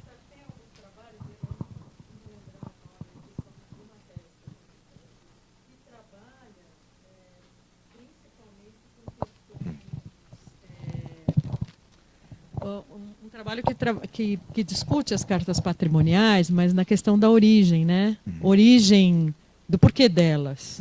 E essa origem do porquê delas também tem um pouco a ver com esses termos. Onde elas foram feitas, por que os objetivos pelos quais elas foram feitas. Hoje se contesta tudo, se critica tudo, né? Então, aquela coisa de começar trabalho já dizendo, porque a carta fala isso, a outra fala isso, e aquela fala outra coisa, já não dá mais, porque ficou uma coisa quase que protocolar, mas que não funciona mais, porque ela diz isso, mas porque... Na época, ela estava querendo rebater tal coisa que tinha em tal momento, e ela foi feita exatamente naquele lugar, naquele momento, por causa disso. Então, é isso que eu queria dizer, que aí tem uma questão do sentido, né, que acho que talvez tenha que ter... Não, mas isso para trabalhos posteriores. É isso que eu não estou querendo que ela te dê mais trabalho. Tá. Eu posso falar rapidinho? Só um momento, ele tem que terminar de responder. Deixa comigo.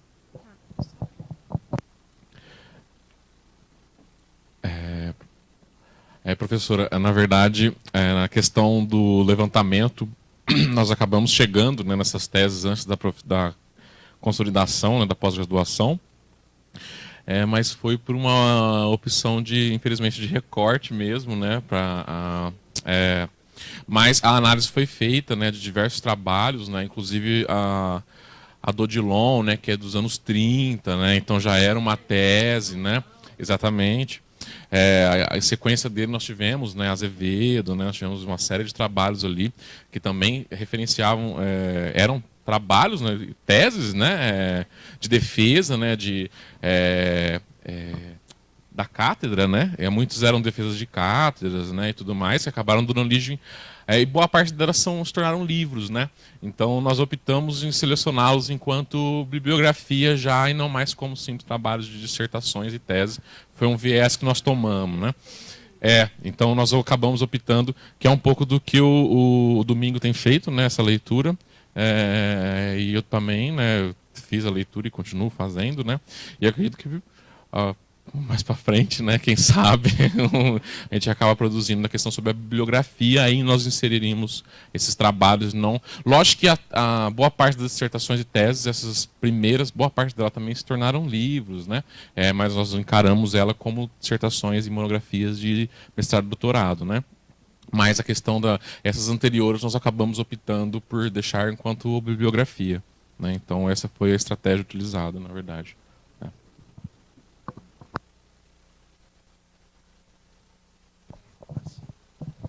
Tá. As estratégias de comparação, professor, é isso aí mesmo. Essa é a questão, são úteis e a sequência vai ser isso, porque imagina, como a gente está falando, os edifícios não estão isolados no território.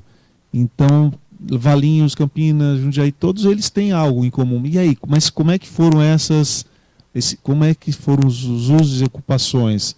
Então, aí, claro que o objetivo é estabelecer essa análise. Então, o próximo passo são os modelos de comparação, né? É isso aí mesmo.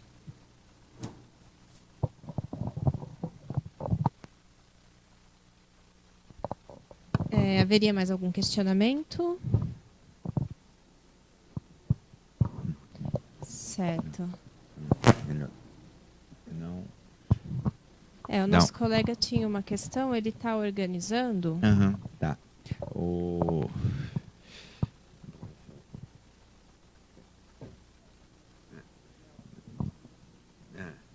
Então, mais algumas, senão a gente encerra. Já vai encerrar.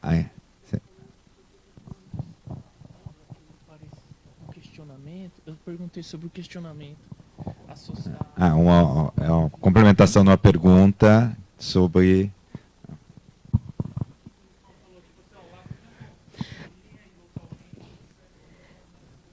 Bom, na verdade, o IFAM não falou nada até 2004.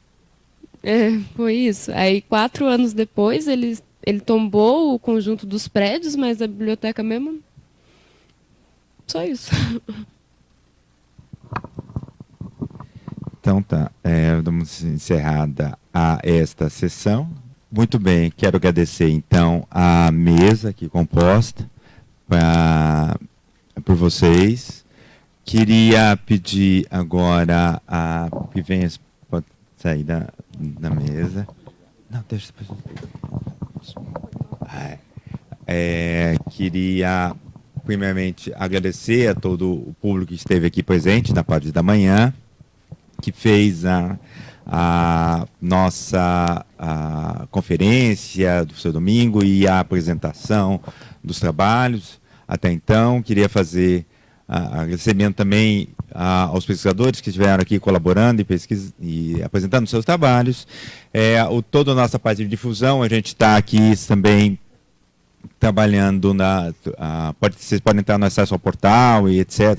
A parte de quero aproveitar e fazer um merchandise, né? O projeto já fez um livro, publicou um livro sobre história ferroviária, que vai estar disponíveis para vocês, que é um pouco do trabalho que a gente tem realizado e espera realizar mais à frente. Queria convidar, então, para fechar esta parte de sessão da manhã, a Milena Silva e a Tainá, que viessem aqui na frente, que são as pessoas que nesta segunda jornada foram as pessoas que ajudaram na organização. Eu queria, nominalmente, pedir um agradecimento, agradecer a elas, né, e pedir a vocês que dessem uma salva de palmas às nossas organizadoras.